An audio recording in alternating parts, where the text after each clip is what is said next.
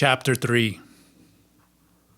After I had gobbled down half of a ham sandwich, I hurriedly put on the jacket and boots Clara had given me, and we left the house, each carrying a heavy-duty flashlight.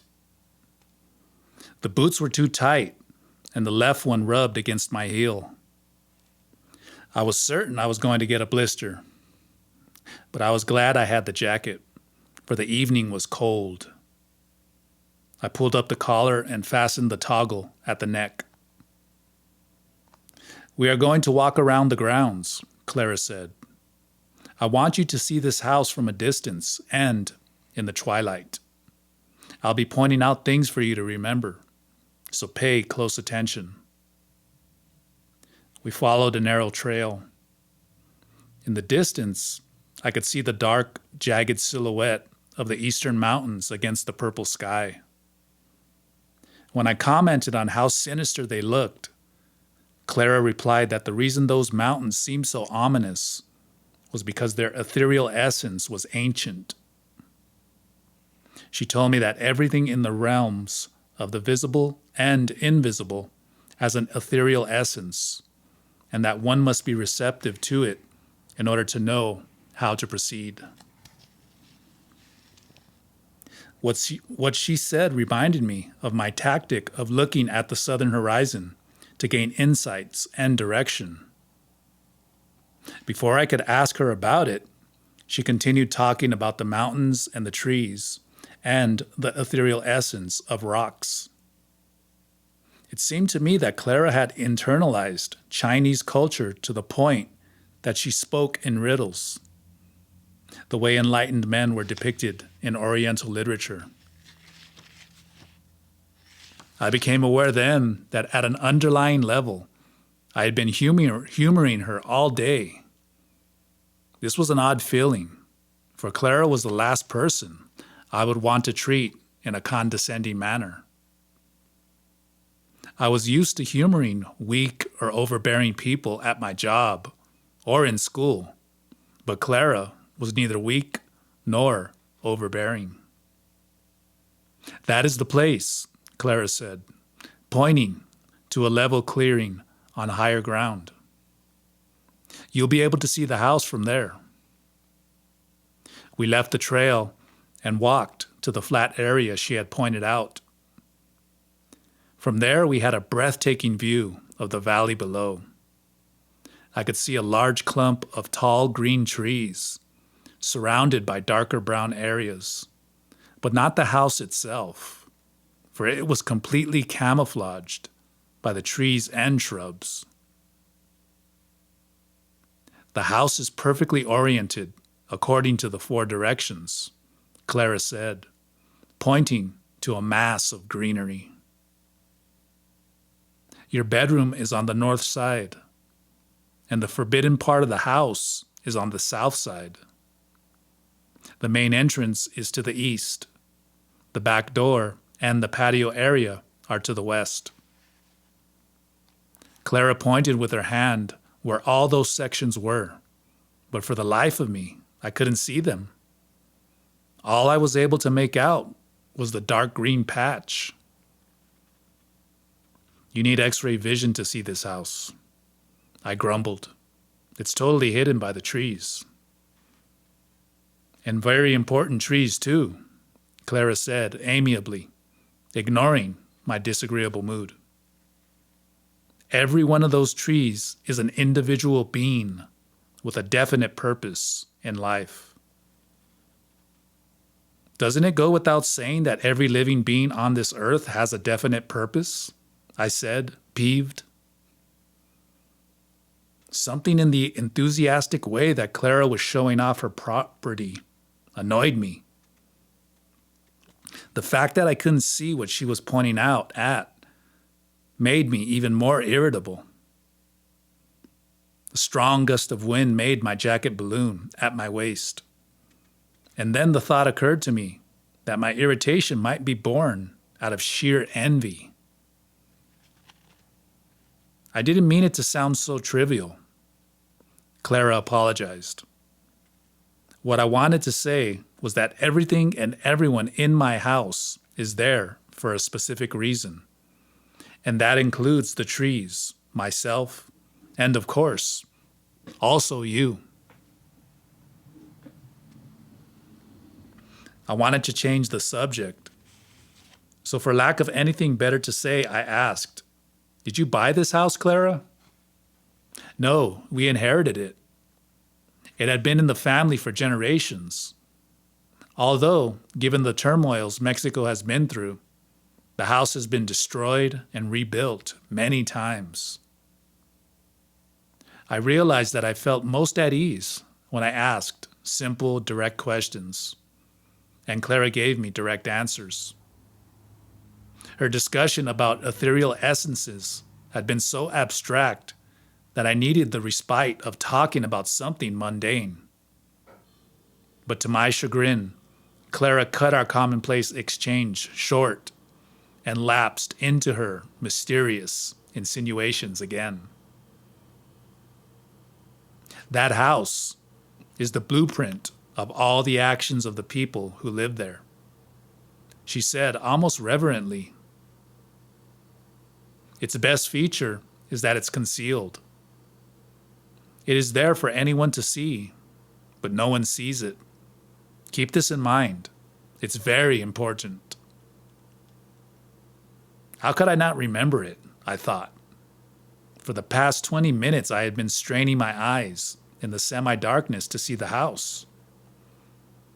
I wish I had a pair of binoculars so that I could have satisfied my curiosity. Before I could comment, Clara began walking down the hill.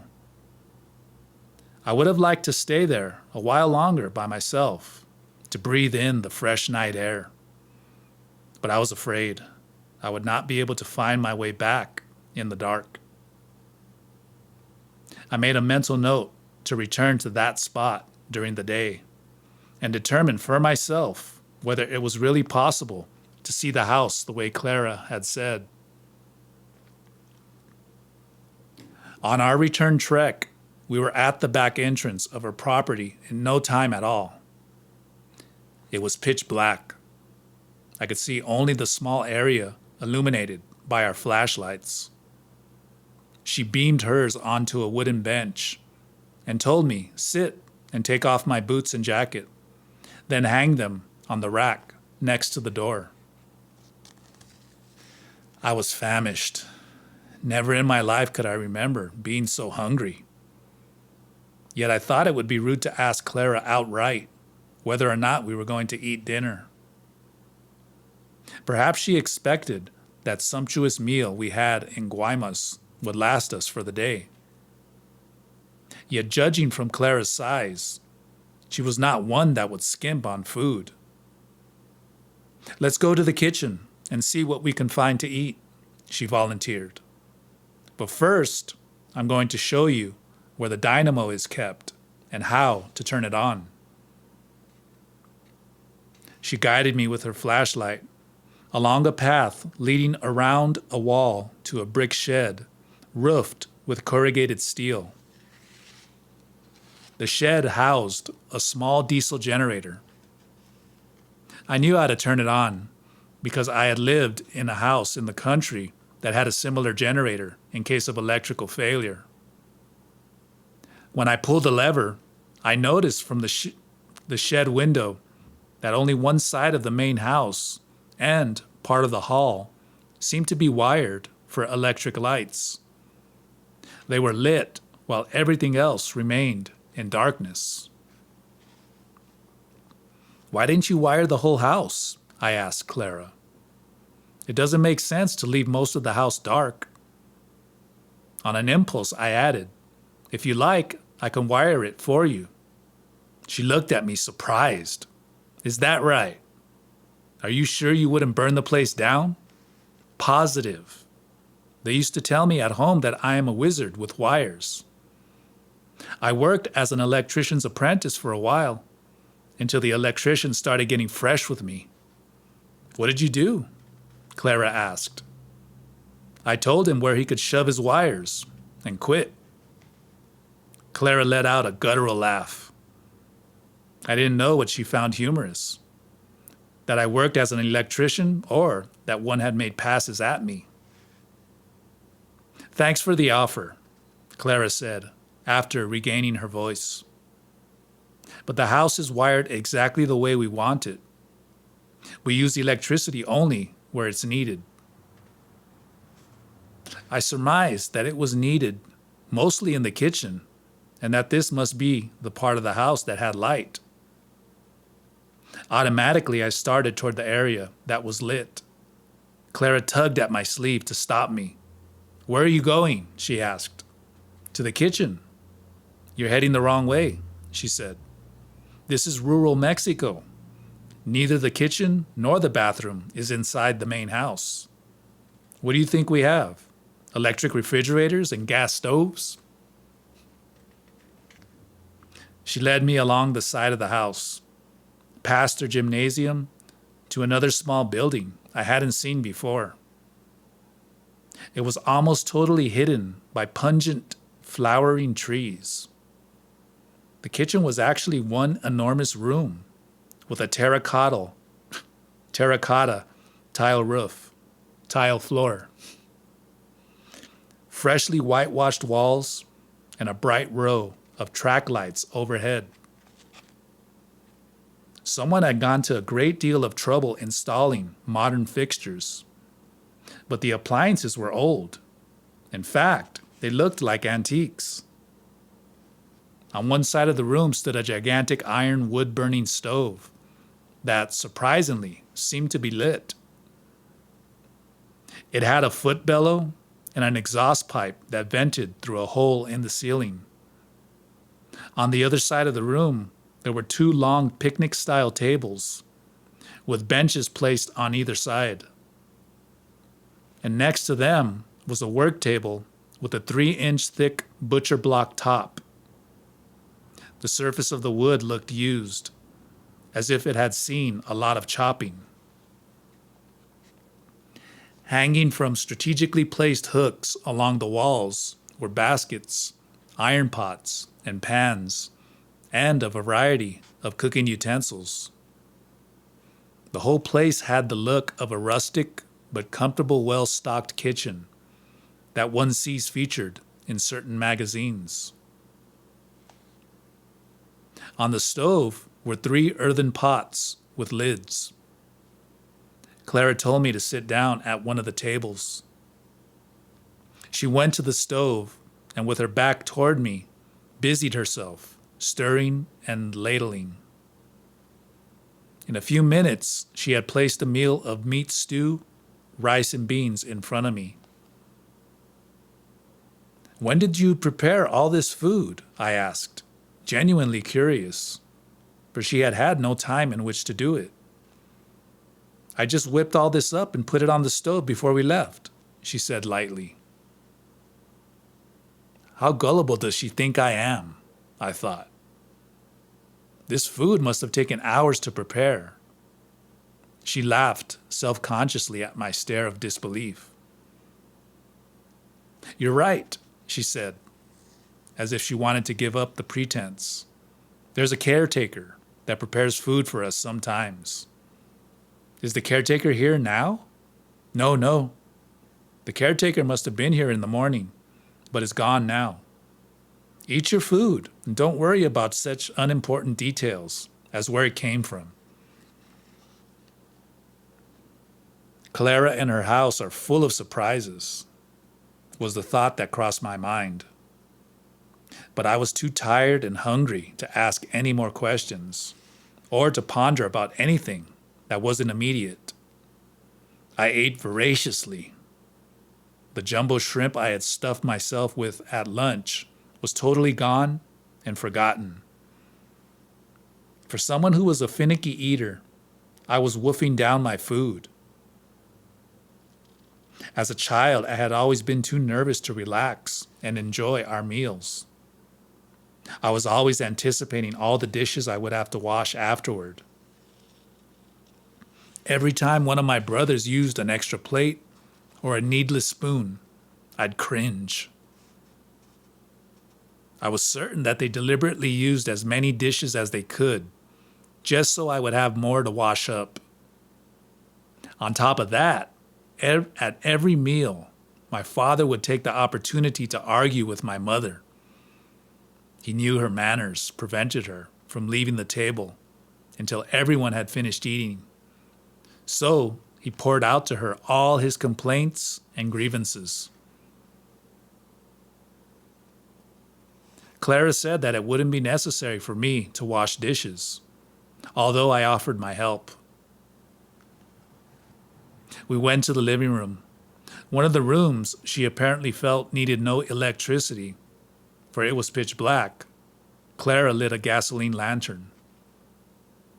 I had never in my life seen the light of such a lamp. It was bright and eerie, yet at the same time soft and mellow. Shimmering shadows were everywhere. I felt I was in a dream world, far from the reality lit up by electric lights. Clara, the house, the room all seemed to belong to another time, to a different world. I promised you that I would introduce you to our dog, Clara began, sitting down on the couch. The dog is an authentic member of the household.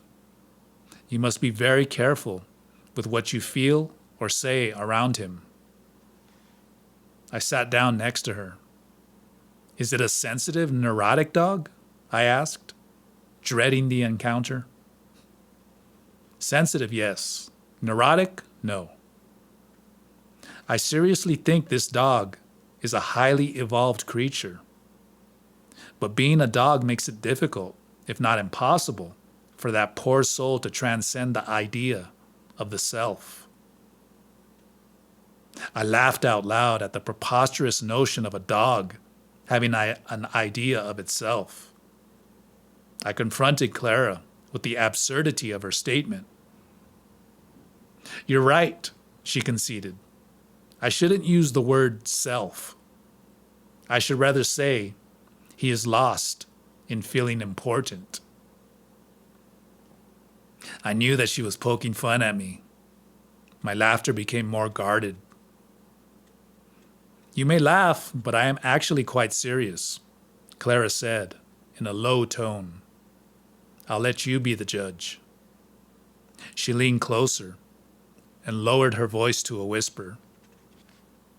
Behind his back, we call him Sapo, which means toad in Spanish, because he looks like a huge toad. But don't you dare call him that to his face. He'll attack you and rip you to shreds. Now, if you don't believe me, or if you're daring or stupid enough to try it, and the dog gets mad, there's only one thing you can do. What's that? I asked, humoring her again, although this time with a genuine touch of fear. You say very quickly that I am the one who looks like a white toad. He loves to hear that.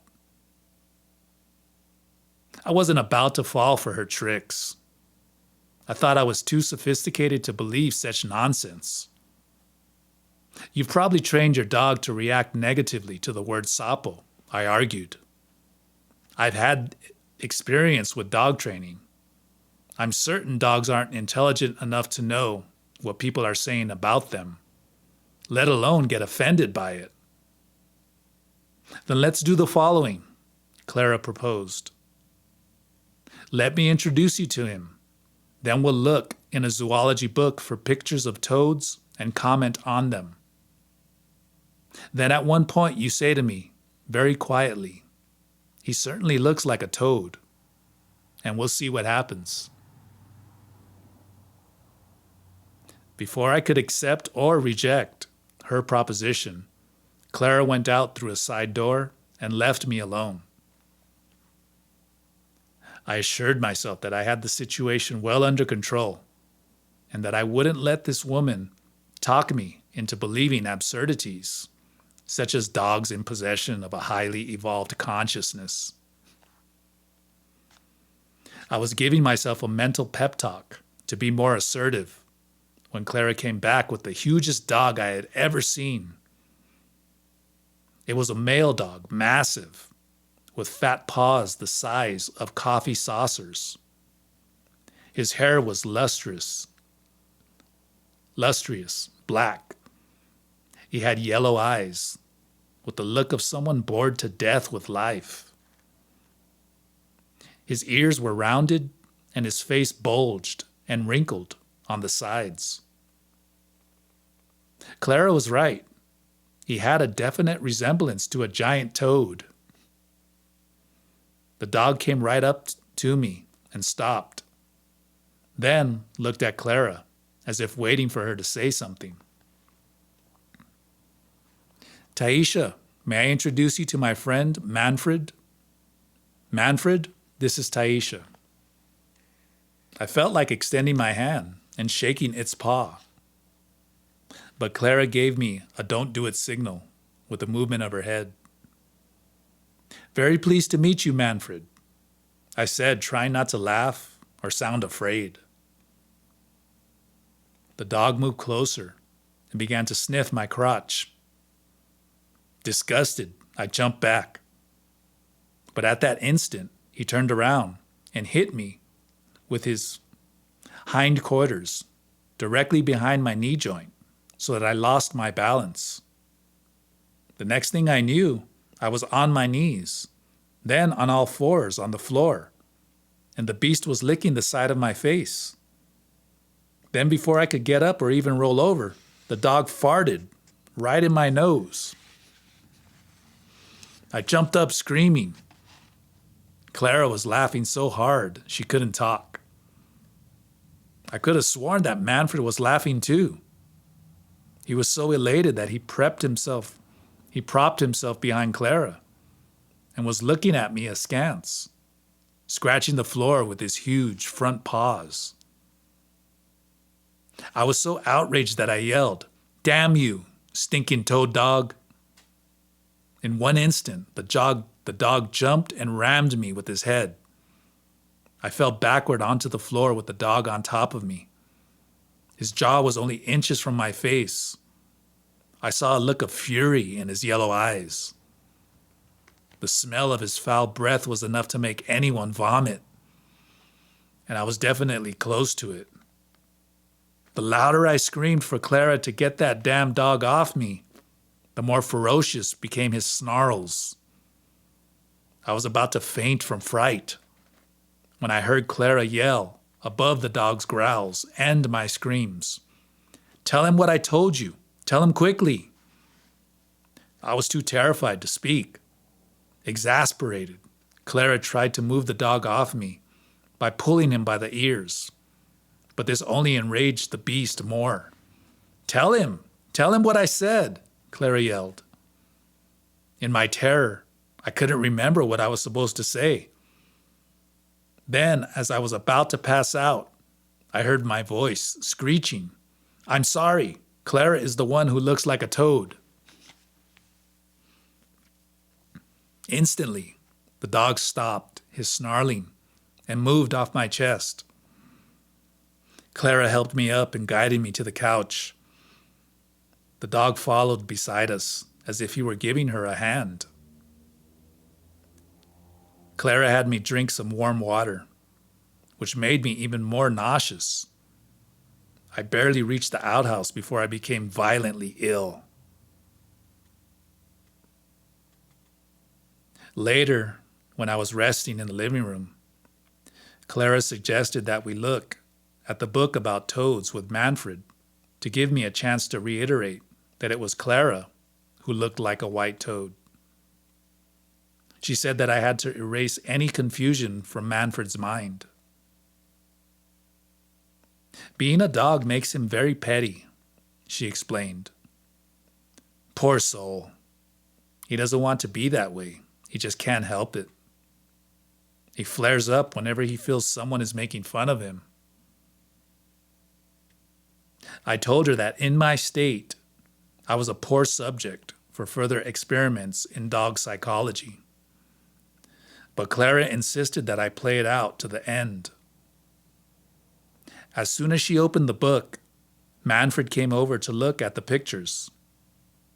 Clara teased and joked about how strange toads looked, that some of them were even downright ugly. I held up my end and played along. I said the word toad and the Spanish word sapo as often and as loudly as I could in the context of our absurd conversation. But there was no reaction from Manfred. He seemed as bored as he was the first time I had laid eyes on him. When, as we had agreed upon, in a loud voice I said that Clara certainly looked like a white toad, Manfred immediately began wagging his tail and showed signs of true animation. I repeated the key phrase several times, and the more I repeated it, the more excited the dog became.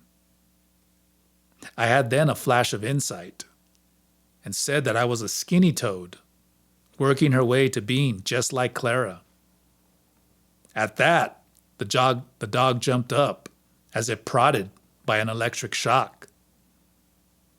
And when Clara said, "You're carrying this a bit too far, Taisha," I truly thought that Manfred was so elated that he couldn't take it any longer. He ran out of the room. I leaned back against the couch, dazed.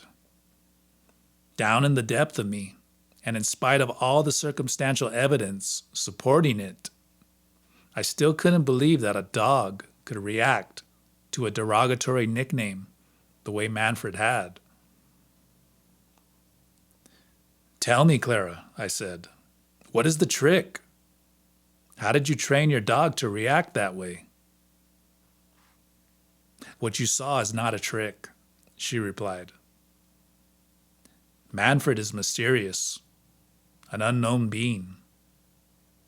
There is only one man in the world who can call him Sapo or Sapito, little toad, to his face without inciting his wrath. You'll meet that man one of these days.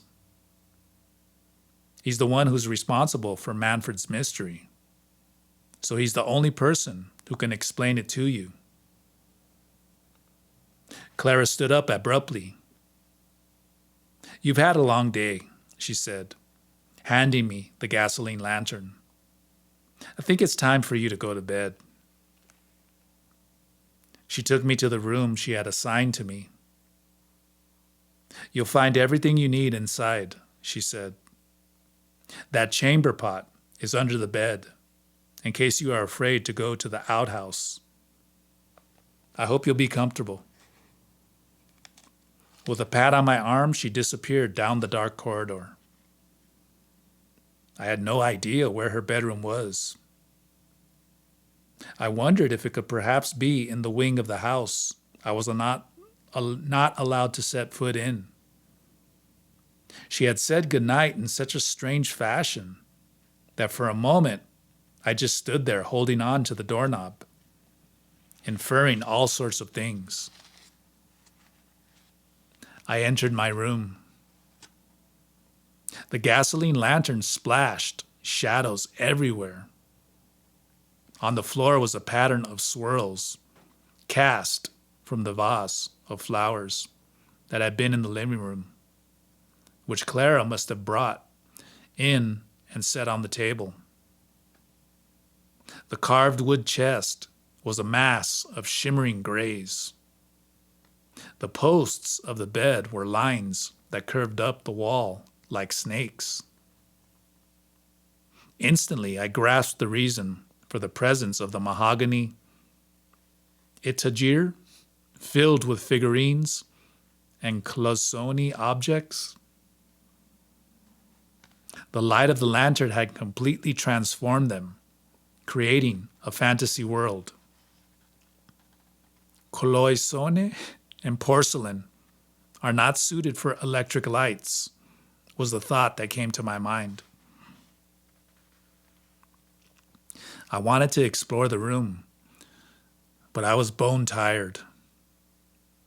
I set the lantern on a small table next to the bed and undressed. Laid over the back of a chair was a white muslin nightgown, which I put on. It seemed to fit. At least it didn't drag on the floor. I climbed into the soft bed and lay with my back propped against the pillows. I didn't douse the lantern immediately. I became intrigued, watching the surreal shadows. I remembered that as a child, I used to play a game at bedtime. I would count how many shadow objects I could recognize on the walls of my room. The breeze from the half-open window made the shadows on the walls flutter. In my exhausted state, I imagined I could see shapes of animals, trees, and flying birds. Then, in a mass of gray light, I saw the faint outline of a dog's face. It had rounded ears and a flat, wrinkled snout. It seemed to be winking at me. I knew it was Manfred. Strange feelings and questions began to flood my mind. How could I ever arrange the events of the day? I couldn't explain any of them to my satisfaction. The one thing that was most remarkable was that I knew for certain that my last remark, that I was a skinny toad on my way to being like Clara, had established a bond of empathy between Manfred and myself. I also knew for certain that I couldn't think of him as an ordinary dog, and that I was no longer afraid of him. In spite of my disbelief, he seemed to possess a special intelligence that made him aware of what Clara and I were saying. The wind suddenly made the curtains open, dissolving the shadows in an array of shimmering fluff. The dog's face began to merge with the other markings on the wall that I fancied to be charms that would give me the power to meet the night. How remarkable, I thought, that the mind can project its experiences onto a blank wall, as if it were a camera that had stored endless footage of film. The shadows flickered as I lowered the wick of the lantern, and the last bit of light faded from the room, leaving me in pitch blackness. I wasn't afraid of the darkness. The fact that I was in a strange bed, in a strange house, didn't distress me. Earlier, Clara had said this was my room, and after being in it for only a short while, I felt completely at home. I had a strong feeling that I was protected. As I stared at the blackness in front of me, I noticed the air in the room became effervescent. I remembered what Clara had said about the house being charged with an imperceptible energy, like an electric current flowing through wires. I hadn't been aware of it earlier because of all the activity, but now, in absolute silence, I distinctly heard a mild humming sound. Then I saw the minutest bubbles jumping all around the room at a tremendous speed. They were frantically bumping into one another, giving off a buzzing sound like the drone of thousands of bees. The room, the entire house, seemed to be charged with a subtle electric current that filled my very being.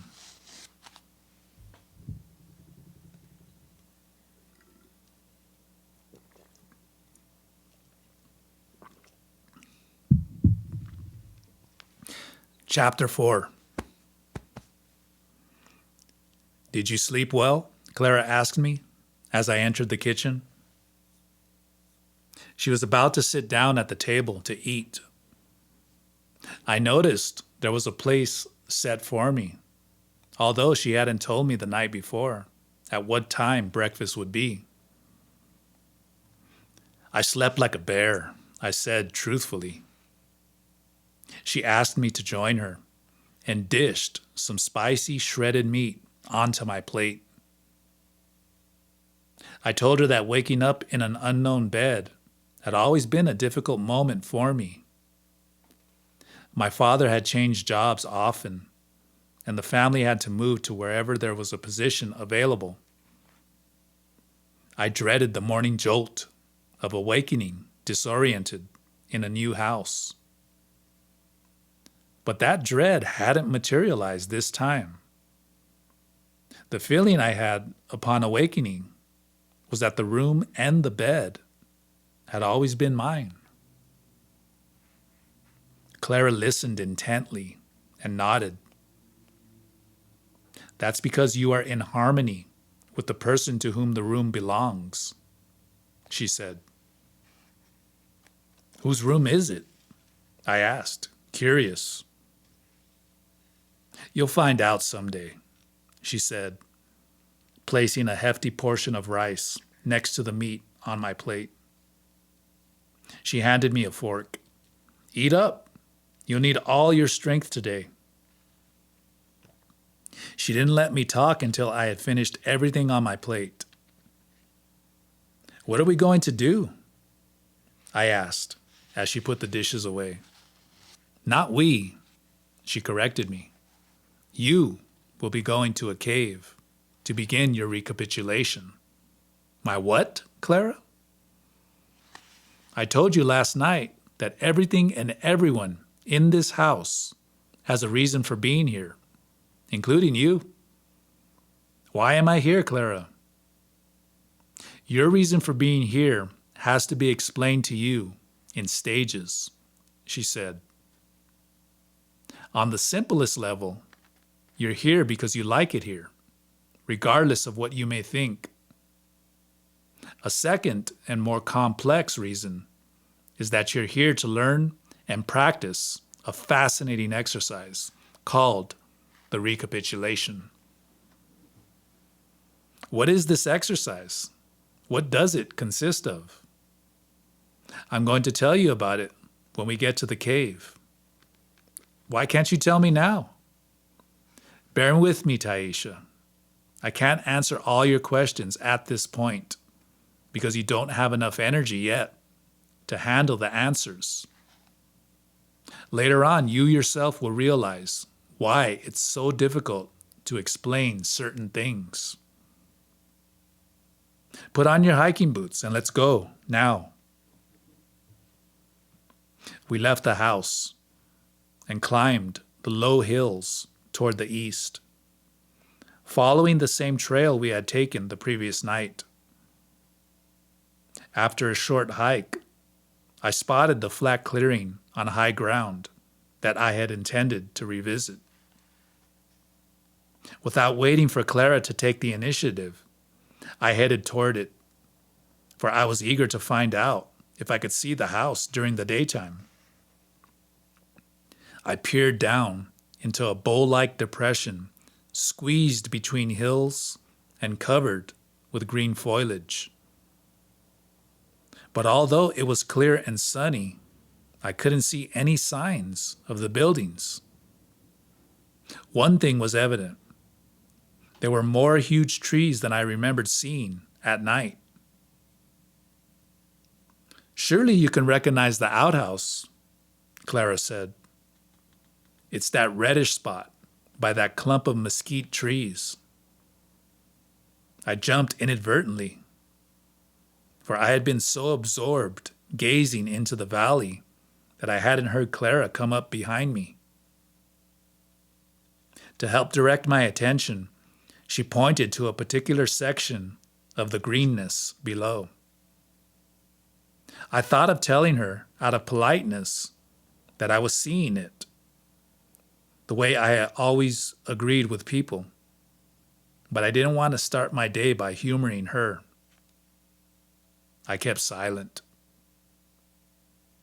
Besides, there was something so exquisite in that hidden valley that it took my breath away. I stared at it so totally absorbed that I became drowsy, leaning against a boulder. I let whatever was in the valley carry me away, and it did transport me. I felt that I was at a picnic ground where a party was going full force. I heard the laughter of people.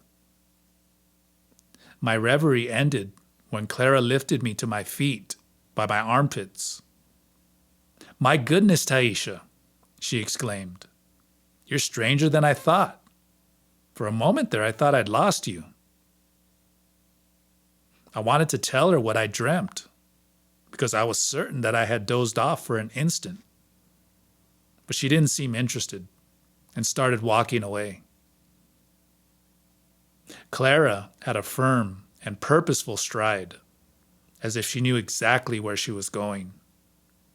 I, on the other hand, walked aimlessly behind her, trying to keep up without stumbling. We walked in total silence.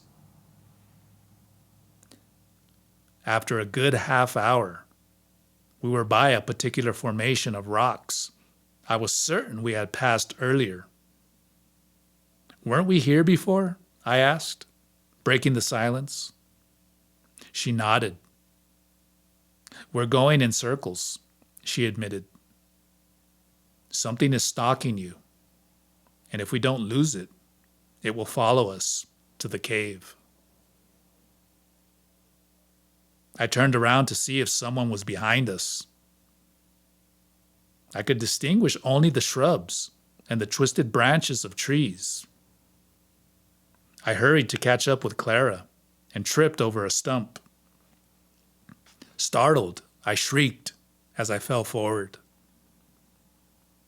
With incredible speed, Clara caught me by the arm and broke my fall by placing her leg in front of me. "You're not very good at walking, are you?" she commented. I told her I had never been a good outdoor person, that I grew up believing hiking and camping were for country folks, unsophisticated backwoods people, but not for educated urbanites. Walking in the foothills of the mountains was not an experience I found enjoyable. And except for the view of her property, scenery that others would find breathtaking left me indifferent. "Just as well," Clara said. "You're not here to look at the scenery. You have to keep your mind on the trail and watch out for snakes." Whether there were snakes in the area or not, her admonition certainly kept my attention on the ground. As we continued walking, I became increasingly out of breath. The boots Clara had equipped me with were like lead weights on my feet. I had a hard time lifting my thighs to put one foot in front of the other. "Is this nature walk necessary?" I finally asked. Clara stopped in her tracks and faced me. "Before we can talk about anything meaningful, you'll have to be at least aware of your elaborate entourage," she said. "I'm doing my best to help you do just that." "What are you talking about?" I demanded. "What entourage? My habitual moodiness has gotten hold of me again." "I'm referring to your barrage of habitual feelings and thoughts, your personal history," Clara explained. "Everything that makes you into what you think you are, a unique and a special person." "What's wrong with my habitual feelings and thoughts?" I asked. Her incomprehensible assertions were definitely annoying me. "Those habitual feelings and thoughts are the source of all our troubles," she declared. The more she spoke in riddles, the greater became my frustration. At that moment, I could have kicked myself for succumbing to this woman's invitation to spend some time with her. It was a delayed reaction. Fears that had been kindling inside me now flared up full force.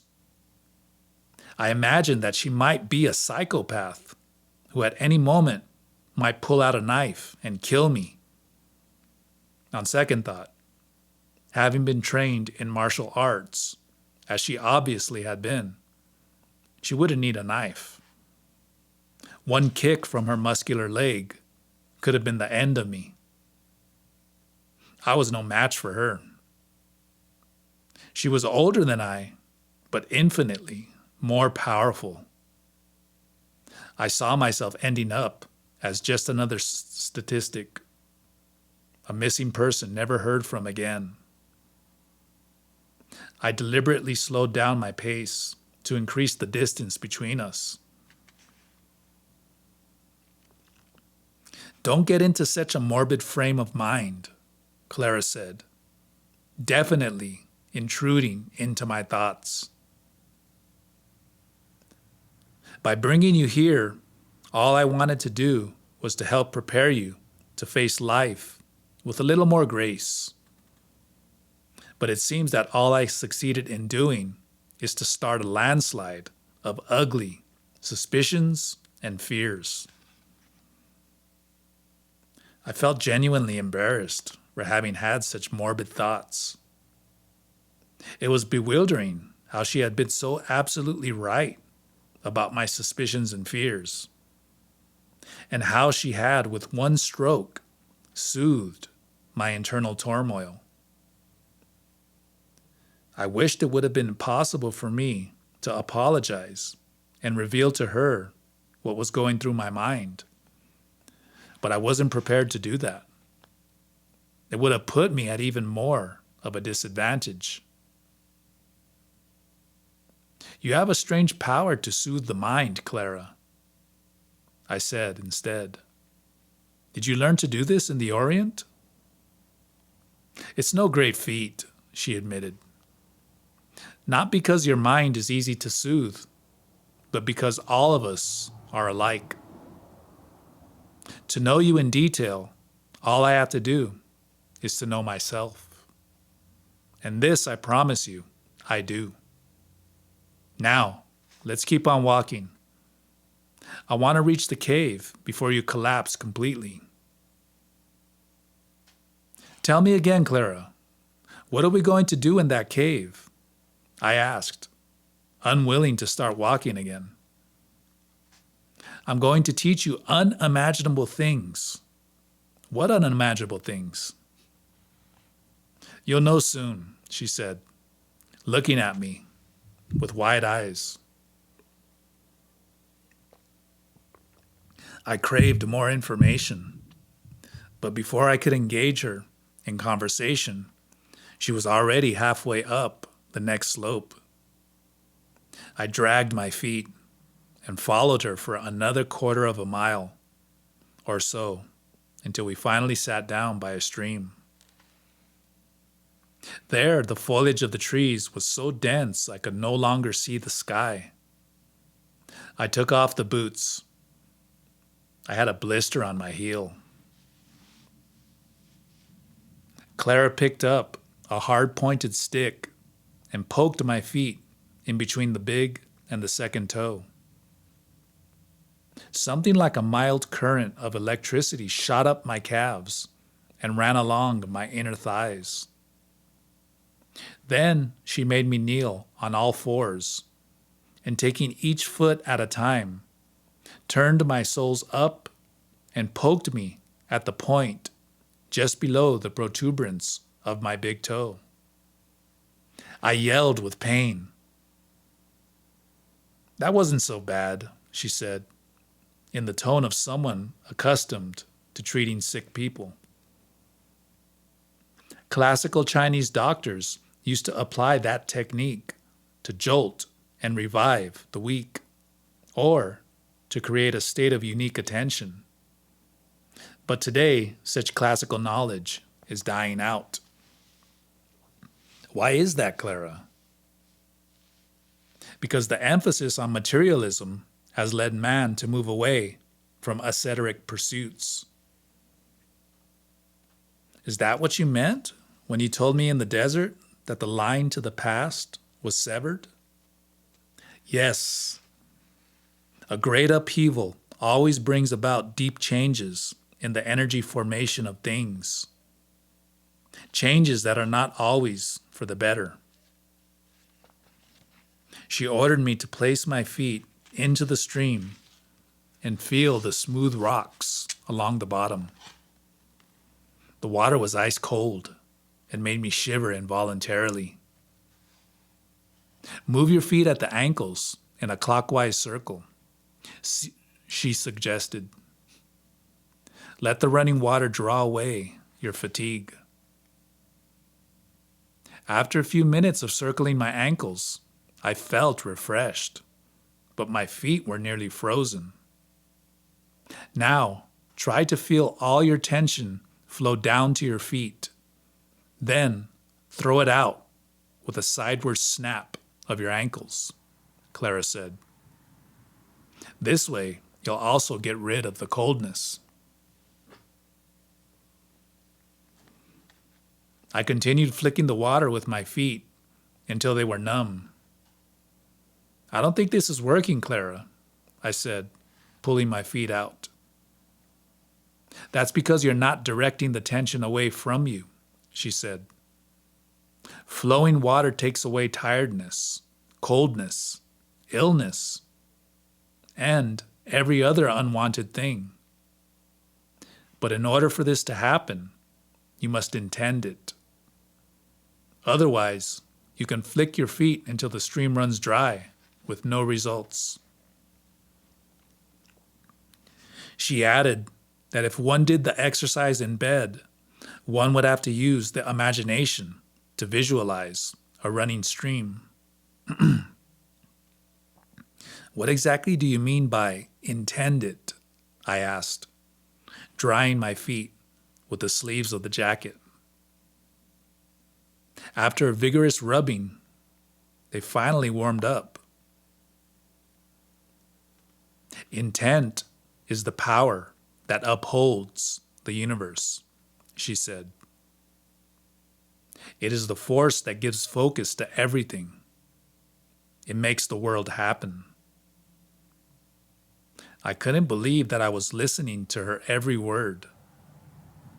Some major change had definitely taken place, transforming my habitual bored indifference into a most unusual alertness. It wasn't that I understood what Clara was saying, because I didn't. What struck me was the fact that I could listen to her without fretting or becoming distracted. Can you describe this force more clearly? I asked. There's really no way to talk about it, except metaphorically, she said. She brushed the ground with the sole of her shoe, sweeping dry leaves aside. Underneath the dry leaves is the ground, the enormous earth. Intent is the principle underneath everything. Clara put her cupped hands in the water and splashed her face. I again marveled that her skin had no wrinkles. This time I commented on her youthful appearance. The way I look is a matter of keeping my inner being in balance with the surroundings, she said, shaking the water off her hands. Everything we do hinges on that balance. We can be young and vibrant, like this stream, or old and ominous, like the lava mountains in Arizona. It's up to us. I surprised myself by asking her, as if I believed what she was saying, if there was a way I could gain that balance. She nodded. You most certainly can, she said. And you will, by practicing the unique exercise I'm going to teach you, the recapitulation. I can't wait to practice it, I said, excitedly, putting on my boots. Then, for no explicable reason, I became so agitated that I jumped up and said, shouldn't we be on our way again? We've already arrived, Clara announced, and pointed to a small cave on the side of a hill. As I gazed at it, my excitement drained out of me. There was something ominous and foreboding about the gaping hole, but inviting too. I had a definite urge to explore it, yet at the same time I was afraid of what I might find inside. I suspected we were somewhere in the proximity of her house, a thought I found comforting.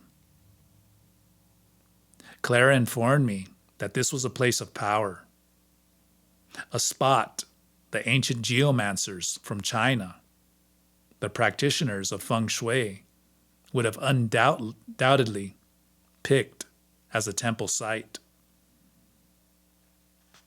Here, the elements of water, wood, and air are in perfect harmony, she said. Here, energy circulates in abundance. You'll see what I mean when you get inside the cave. You must use the energy of this unique spot to purify yourself. Are you saying that I have to stay here? Didn't you know that in the ancient Orient, monks and scholars used to retreat to caves? She asked. Being surrounded by the earth helped them to meditate. She urged me to crawl inside the cave. Daringly, I eased myself in, putting all thoughts of bats and spiders out of my mind. It was dark and cool. There was room for only one person. Clara told me to sit cross-legged, leaning my back against the wall. I hesitated, not wanting to dirty my jacket. But once I leaned back, I was relieved to be able to rest. Even though the ceiling was close to my head and the ground, pressed hard against my tailbone, it wasn't claustrophobic.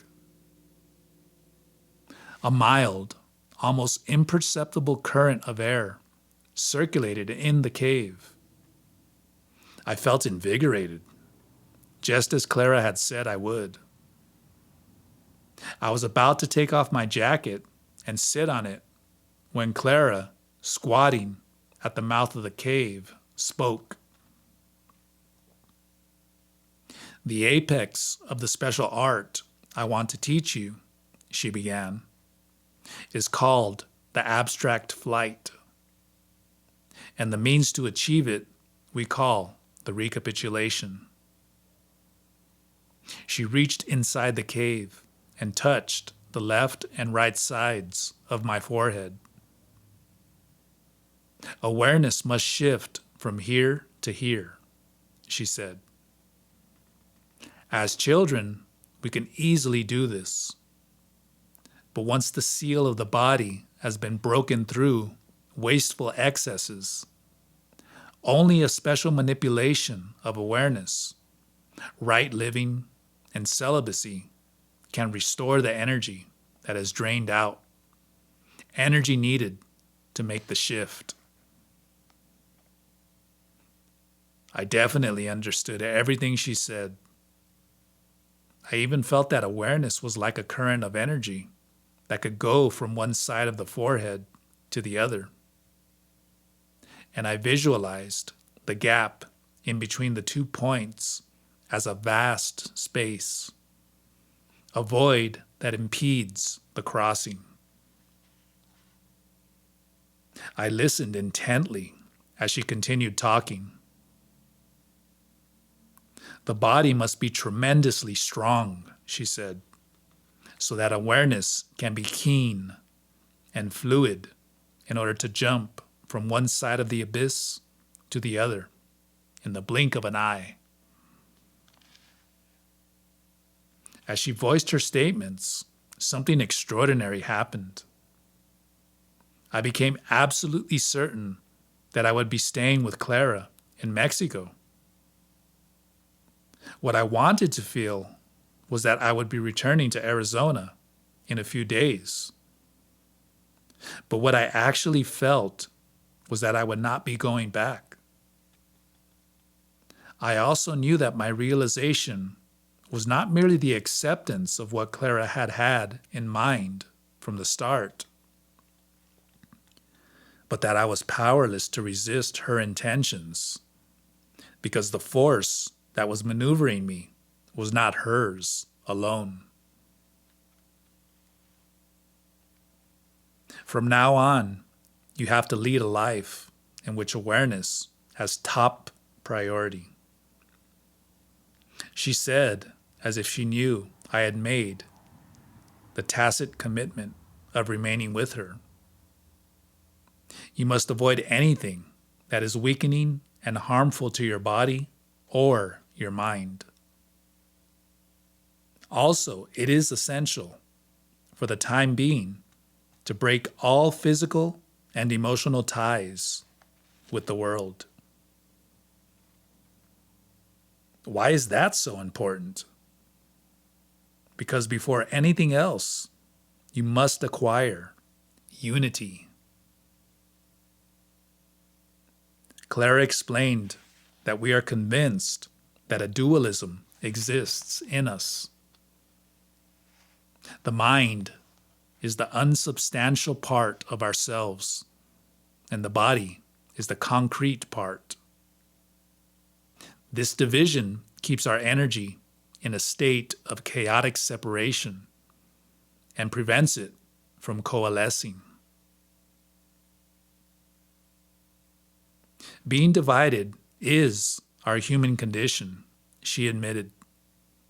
But our division is not between the mind and the body, but between the body, which houses the mind or the self, and the double, which is the receptacle of our basic energy.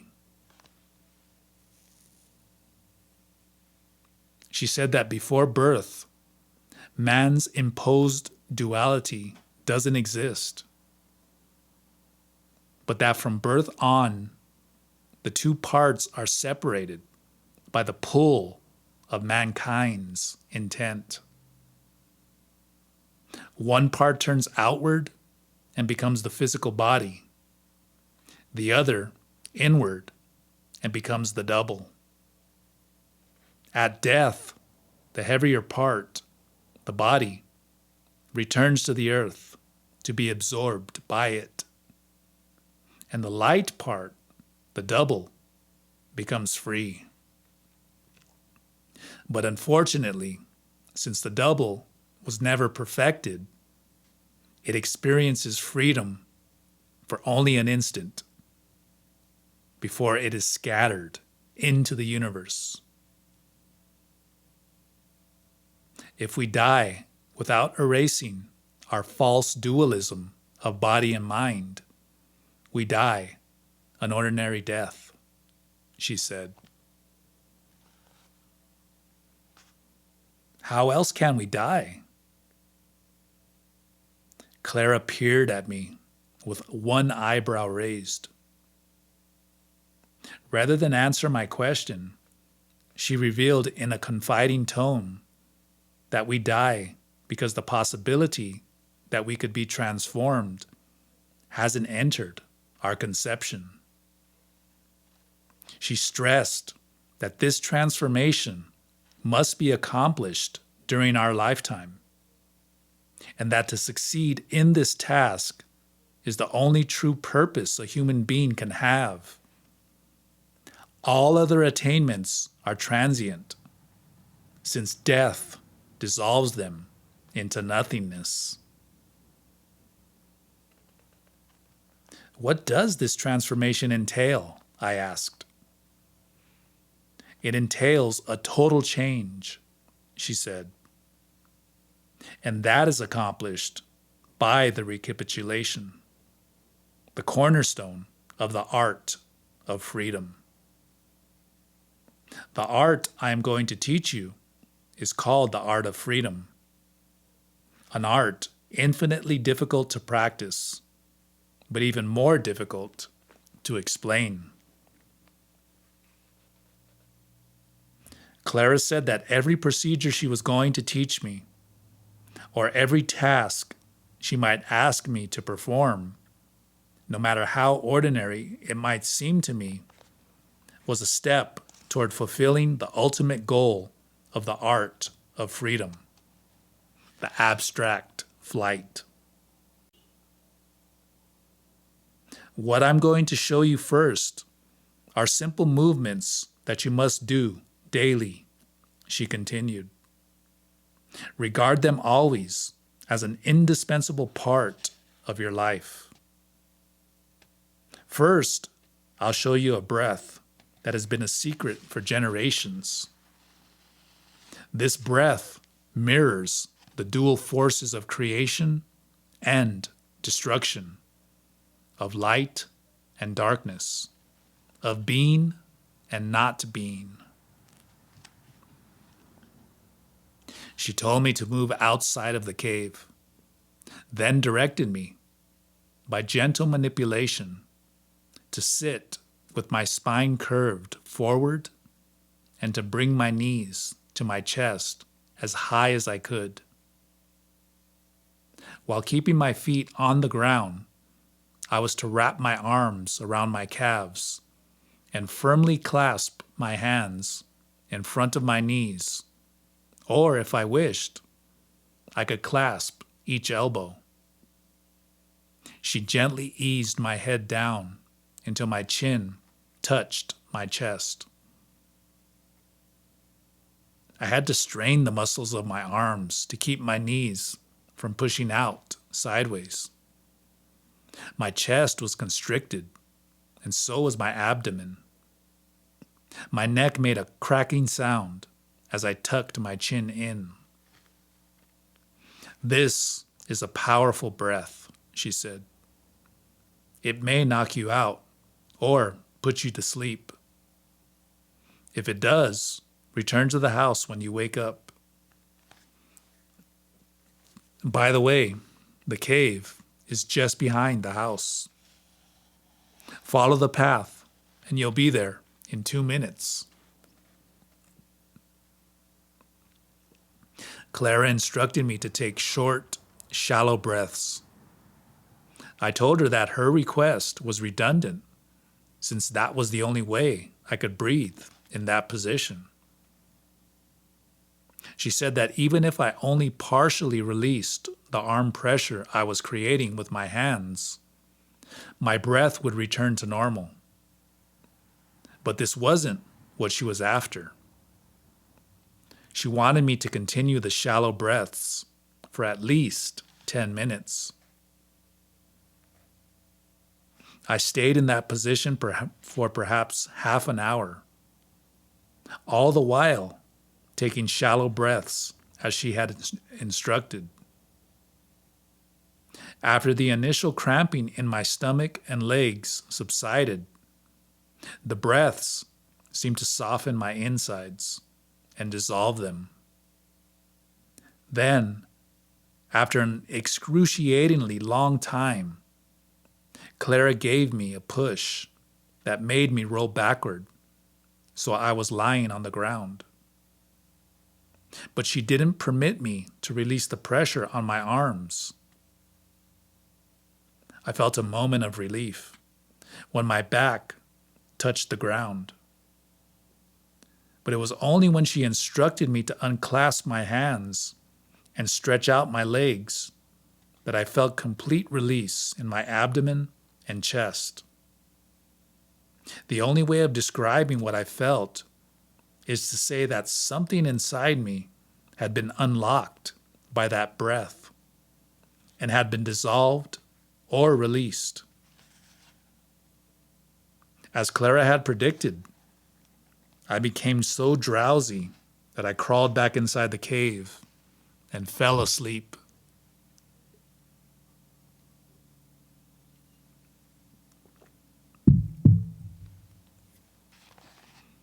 I must have slept for at least a couple of hours in the cave.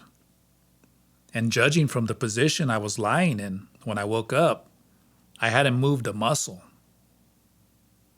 I believed that that was probably because there wasn't any room in the cave for me to toss and turn in my sleep. But it could also have been because I was so totally relaxed, I didn't need to move. I walked back to the house, following Clara's directions. She was on the patio, sitting in a rattan armchair. I had the impression that another woman had been sitting there with her, and when she heard me coming, she had quickly gotten up and left. "Ah, you look much more relaxed now," Clara said. "That breath and posture does wonders for us." Clara said that if this breath is performed regularly, with calmness and deliberation, it gradually balances our internal energy.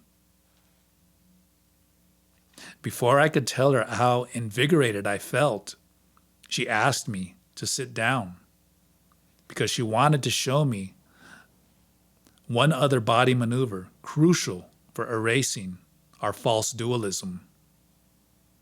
She asked me to sit with my back straight and my eyes slightly lowered so that I would be gazing at the tip of my nose. This breath should be done without the constraints of clothing, she began.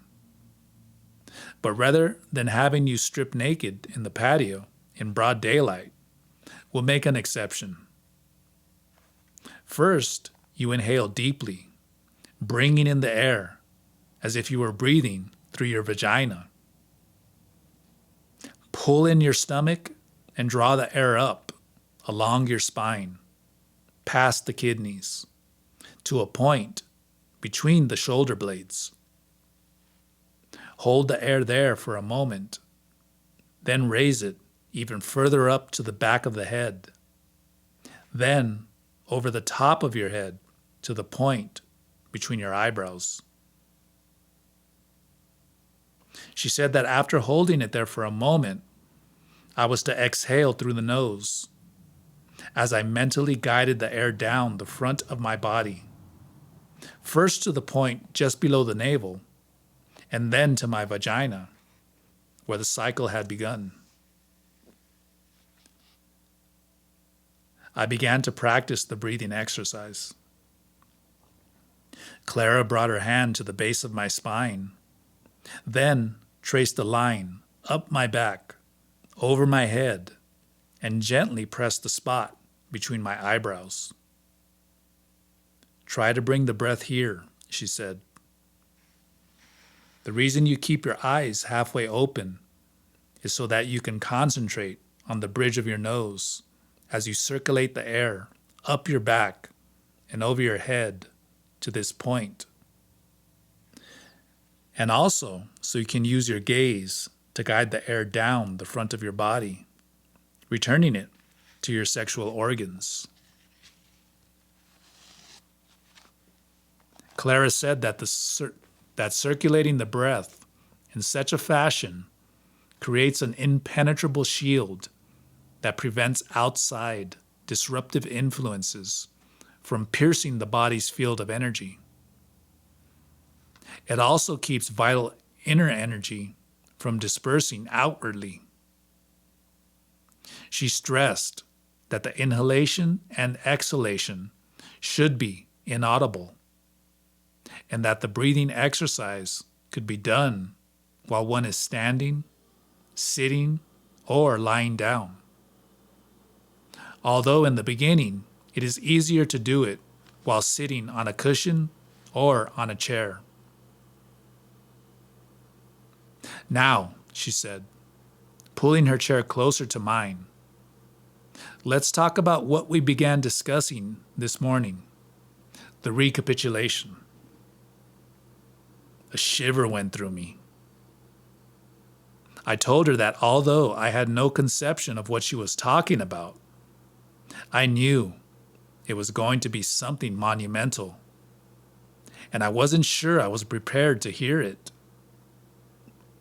She insisted that I was nervous because some part of me sensed that she was about to disclose perhaps the most important technique of self-renewal. Patiently, she explained that the recapitulation is the act of calling back the energy we have already spent in past actions. To recapitulate entails recalling all the people we have met, all the places we have seen, and all the feelings we have had in our entire lives. Starting from the present, going back to the earliest memories, then sweeping them clean, one by one, with the sweeping breath. I listened, intrigued, although I couldn't help feeling that what she said was more than nonsensical to me. Before I could make any comments at all, she firmly took my chin in her hands and instructed me to inhale through the nose as she turned my head to the left, and then exhale as she turned it to the right. Next, I was to turn my head to the left and right in a single movement without breathing.